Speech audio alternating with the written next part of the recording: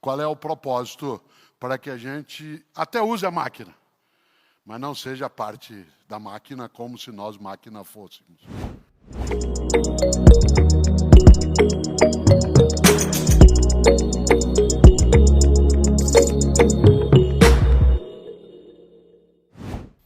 Eu, Cortella, faço o que faço, por quê?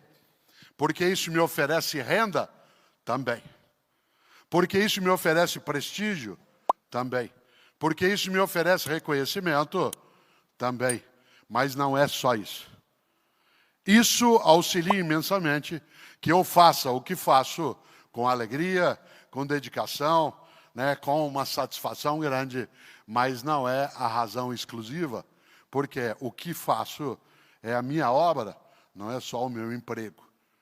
É o meu emprego como forma de meio de vida, mas não é apenas o emprego.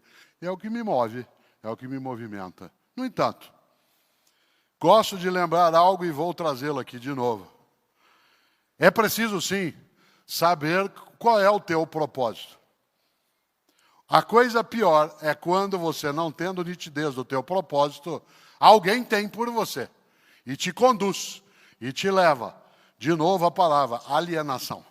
Você não se pertence. Quando você não é capaz, ou eu não sou capaz, de ter clareza de quais são as razões pelas quais faço o que faço, é claro que eu até posso seguir fazendo, de modo automatizado, mas aquilo perde qualquer sentido. No dia 16 de abril de 1889, há 104 anos, nasceu em Londres uma das pessoas que eu mais admiro, Charlie Chaplin. Charlie Chaplin é um homem que foi capaz de trazer a emoção da arte, de tornar a vida mais engraçada, tirar um pouco do desgraçado da vida por intermédio de uma personagem que ele criou, que é o vagabundo, o Carlitos.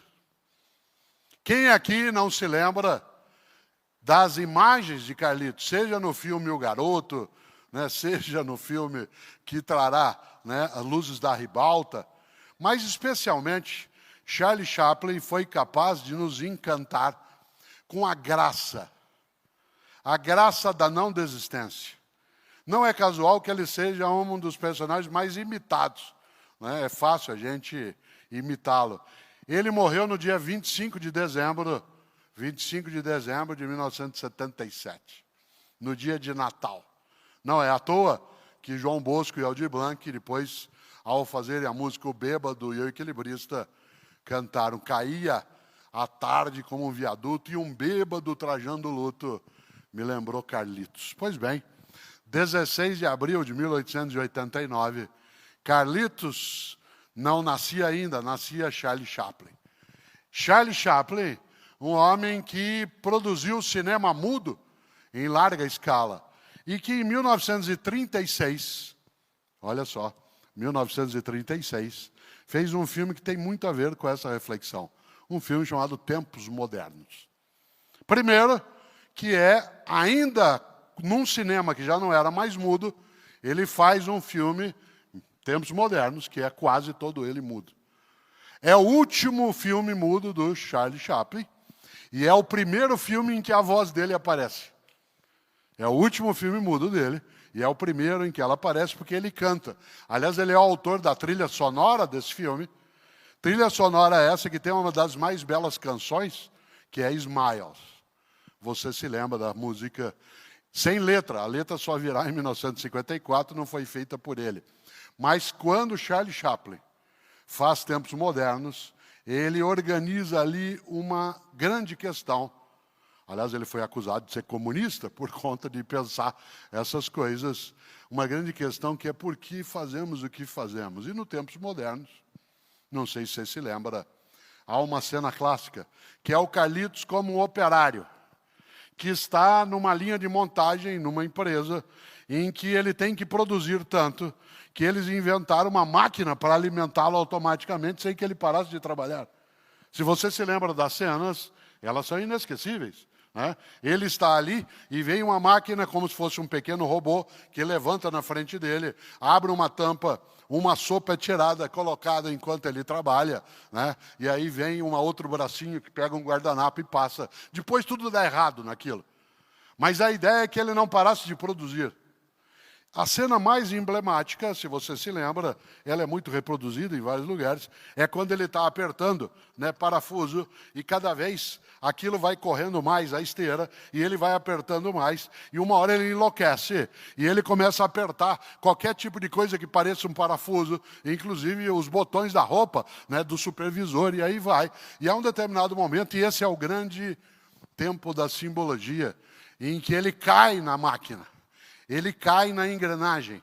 E essa é uma das cenas mais conhecidas, porque ele cai nos dentes da engrenagem da máquina, e ele vai passando por todos os dentes e sai ileso do outro lado. Ele só sai ileso do outro lado, e essa é a simbologia, porque ele é parte da máquina. Isto é, ele não é uma pessoa com desejo, vontade, necessidade, propósito. Ele é parte da máquina. Se ele não fosse parte da máquina, ele seria triturado naquela máquina. Mas ele se integra tão bem com a máquina, que da máquina parte sendo ele compondo a mesma máquina, nada mais é. O filme fala sobre necessidade de humanização do mundo do trabalho. Ele irritou todos os cantos, desde o mundo nazista, em 1936, até o mundo stalinista soviético. Ele conseguiu, Charlie Chaplin, gerar inimigos para todos os lados. Porque ele trouxe uma questão à tona. Por que fazemos o que fazemos? Aliás, essa obra antecipa um pouco, que vai ser depois O Grande Ditador, antecipa um pouco as reflexões que ele fará, até o momento em que, não sei se sabem, essa genialidade dele foi homenageada com um Oscar honorário. Ele é o maior tempo de aplausos em pé de toda a história do Oscar. São 14 minutos de aplausos ininterruptos, quando ele já mais idoso recebeu essa homenagem. Mas eu cito aqui Charlie Chaplin, há 134 anos nascido, porque ele foi capaz de nos provocar com uma questão. Qual é o propósito para que a gente até use a máquina, mas não seja parte da máquina como se nós máquina fôssemos. Isso vale para o casamento, para a amizade, para a convivência, para o emprego.